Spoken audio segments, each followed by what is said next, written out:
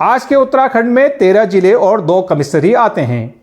प्रदेश में नए जिले गठित करने की मांग भी समय समय पर होती रही है। यहां तक कि 2012 में तो तत्कालीन सरकार ने कोटद्वार, यमुनोत्री, रानीखेत और डीडीहाट के रूप में 4 नए जिले गठित करने की घोषणा भी कर दी थी। लेकिन सच यही है कि 9 नवंबर 2000 के दिन अलग राज्य के रूप में गठित होने के बाद से उत्तराखंड में कोई भी नया जिला नहीं बन पाया है। लेकिन क्या आप जानते हैं कि प्रदेश के 3 सीमांत जिलों चमोली, उत्तरकाशी और पिथौरागढ़ का गठन कब और कैसे हुआ था? खासकर तब जबकि इन जिलों के गठन को लेकर तब न तो कोई आंदोलन चल रहा था और न ही पब्लिक की कोई खास मांग इसको लेकर थी। तो इन 3 जिलों की गठन की असल कहानी जानने के लिए हमें जरा हिमालय के उस पार 50 के दशक में चीन और तिब्बत में चल रहे घटनाक्रम पर नजर डालनी होगी। होता यूं है कि भारत की आजादी के तत्काल बाद ही माओ के नेतृत्व में चीनी गणराज्य का फिर से गठन होता है और इसके तत्काल बाद ही चीन विस्तारवादी नीतियों पर आगे बढ़ते हुए तिब्बत पर हमला बोल देता है। आखिरकार 25 मार्च 1959 को चीन की पीपुल्स लिबरेशन आर्मी यानी कि PLA ने तिब्बत की राजधानी ल्हासा पर कब्जा कर लिया, जिस कारण तिब्बत के शासक और सर्वोच्च धर्मगुरु दलाई लामा को भारत में शरण लेनी पड़ गई और ठीक यहीं से भारत और चीन के रिश्तों में खटास आनी शुरू होती है। हालांकि भारत उस वक्त तत्कालीन प्रधानमंत्री जवाहरलाल नेहरू के नेतृत्व में पंचशील के मूल्यों पर चलते हुए चीन सहित अपने तमाम पड़ोसी देशों के साथ दोस्ताना रिश्ते बनाने के पक्षधर था। लेकिन नेहरू जल्द ही समझ गए कि चीन का अगला निशाना तिब्बत के बाद अब भारत ही होगा। इस कारण तत्कालीन सरकार ने चीन और तिब्बत से सटे बॉर्डर एरियाज में प्रशासन को और चुस्त दुरुस्त करने का निर्णय लिया।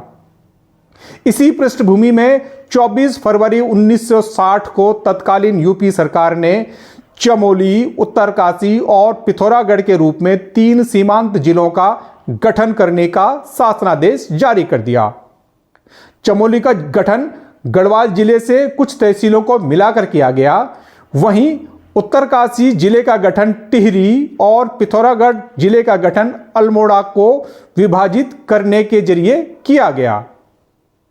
अभी ये जिले बने ही थे कि भारत की आशंका को सच साबित करते हुए चीन ने 20 अक्टूबर 1962 में लद्दाख में मैकमोहन रेखा पार करते हुए भारत पर हमला बोल दिया। यह युद्ध करीब करीब 1 महीने चला, जिसमें चीन का पलड़ा भारी रहा। हालांकि तब मौजूदा उत्तराखंड के इन 3 सीमांत जिलों में चीन के साथ भारतीय सेना का कोई टकराव नहीं हुआ, यानी कि इस बॉर्डर पर कमोबेश शांति रही।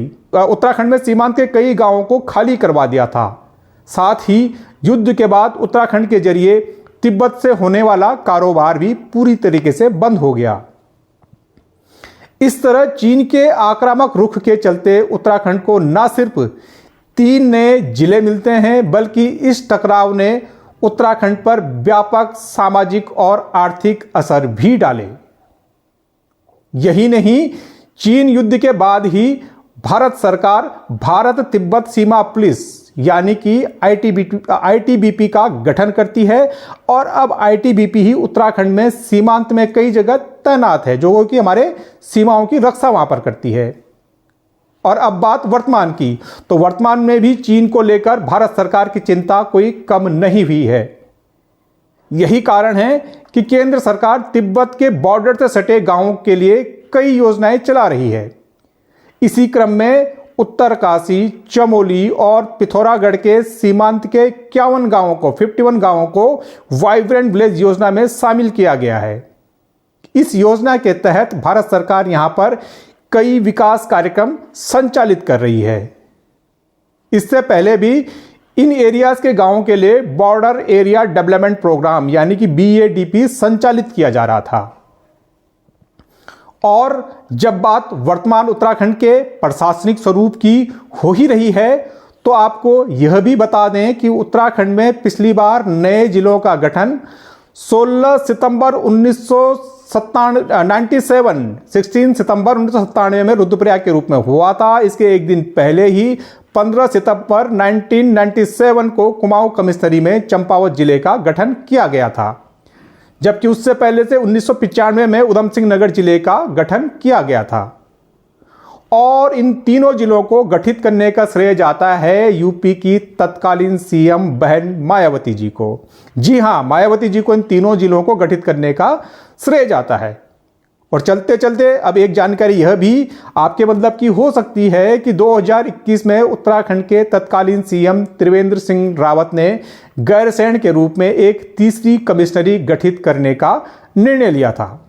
इसमें अल्मोड़ा, चमोली और रुद्रप्रयाग जिलों को इस कमिश्नरी में शामिल करने की बात कही गई थी, लेकिन इस घोषणा पर तब जमकर विवाद हुआ, जिस कारण यह कमिश्नरी कभी भी वजूद में नहीं आ पाई।